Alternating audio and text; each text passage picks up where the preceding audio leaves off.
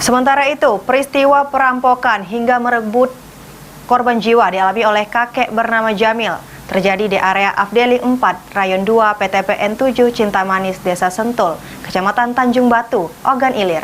Dengan kejadian ini, pihak keluarga berharap agar polisi bisa segera menangkap para pelaku.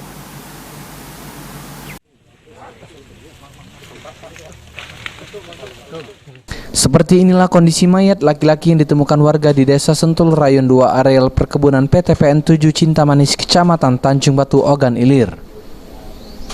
Saat ditemukan, korban mengalami luka tusuk dan bagian leher dijerat dengan tali. Korban diketahui bernama Jamil, 70 tahun, warga Desa Tanjung Lalang, Kecamatan Tanjung Batu, Ogan Ilir.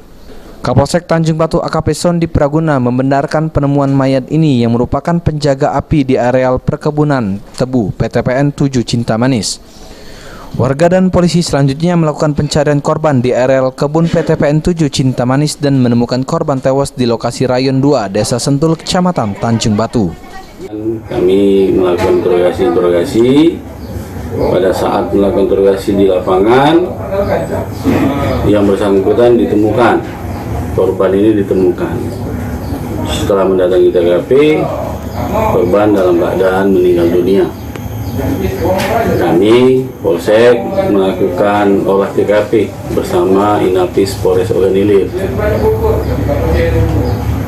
Itu kronologis kejadian di Rayon 2, Desa Sentul, Kecamatan Tanjung Batu, Kabupaten Ogan Ilir. Mayat tersebut Di dalam posisi mayat terikat, leher terjerat, ada memang kelihatan luka, tapi itu memastikannya itu nanti setelah visum keluar. Karena memang sudah olah TKP, kami membawa korban ke Rumah Sakit Umum Indralaya, Tanjung Lalang. Dengan TKP ini Diduga kuat Jamil menjadi korban pencurian dengan kekerasan karena ada sejumlah barang yang hilang.